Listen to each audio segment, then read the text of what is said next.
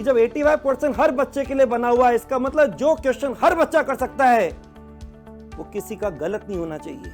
और जैसे वो दिखता है इजी, अभी कर लेंगे, और वहां पे पहले से प्लानिंग भी थी, फिर एक खुशी भी हुई, और खुशी में फिर जल्दी के चक्कर में गलती हुई, और गलती में फिर वहां पे सिली मिस्टेक हुई। अरे वो क्वेश्चन आपसे एक कह दीजिए गुहार कर रहा है, दरखास्त रख रहा है, अरे तुम पहले मेरे हो जाओ फिर मैं तुम्हारा हो जाऊंगा, अरे मैं तुम्हारे लिए बना हूं। ये प्रॉपर अगर हमने टाइम दिया तो तरीका ऐसा हो जाएगा कि हम क्वेश्चन को एक बार पढ़ते हैं और तय कर लेते हैं, अभी, कभी या कभी नहीं।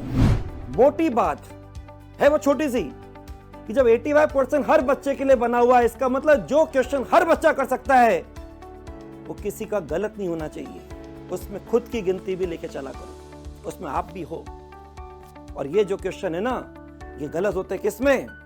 एक तो पहले से मालूम है, प्लानिंग करके जाते हैं, इजी क्वेश्चन को जल्दी कर लेंगे, और जैसे वो दिखता है इजी, अभी कर लेंगे, और वहां पे पहले से प्लानिंग भी थी, फिर एक खुशी भी हुई, और खुशी में फिर जल्दी के चक्कर में गलती हुई, और गलती में फिर वहां पे सिली मिस्टेक हुई। तो बच्चों सबसे बड़ा है यहाँ पे दर्द, सिली मिस्टेक। ये सिली आपको क्यों मिली?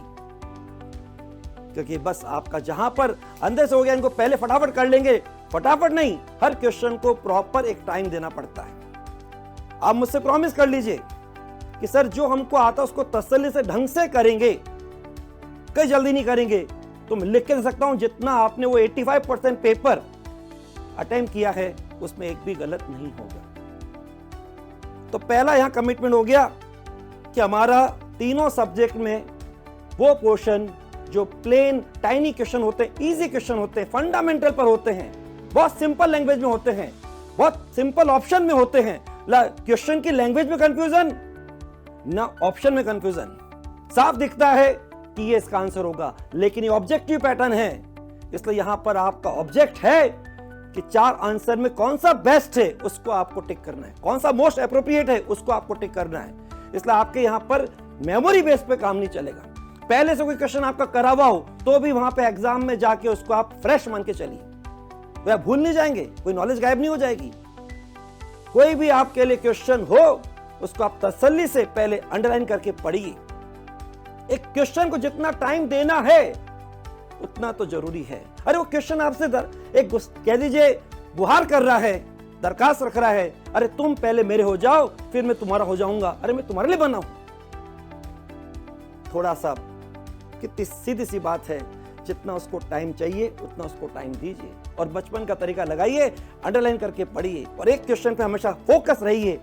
उसमें कोई जल्दी नहीं हो कि अगला दिख रहा है उसको कर दें।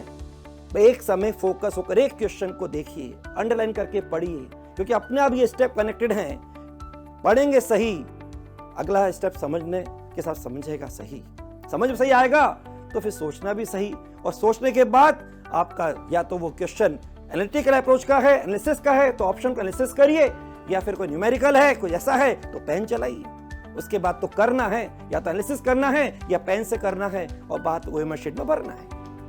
ये प्रॉपर अगर हमने टाइम दिया तो तरीका ऐसा हो जाएगा कि हम क्वेश्चन को एक बार पढ़ते हैं और तय कर लेते हैं, अभी, कभी या कभी नहीं।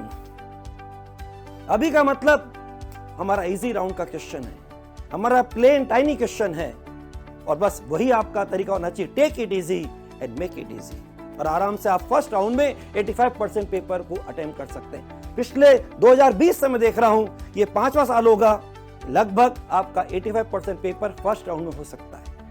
तो मैं यहां पे बात करूंगा आपसे, आप जिस लेवल पर हैं अपने को अच्छे से जानते हैं, आपके बस क्यों नंबर कट रहे हैं, नंबर खोने का कारण क्या है, तो साथ में उसका निवारण की बात भी करूंगा। तो सबसे पहले तो ये हो गया, कोई भी आपका अटेम्प्ट क्वेश्चन जो सबके लिए बना है उसमें आपकी गिनती भी आती है, इसलिए आपका गलत नहीं होना चाहिए, आपका कमिटमेंट होना चाहिए। इसके लिए आपका कमिटमेंट मुट्ठी भरकर थोक कर बोलना चाहिए, सर ये क्वेश्चन एक भी गलत नहीं होगा।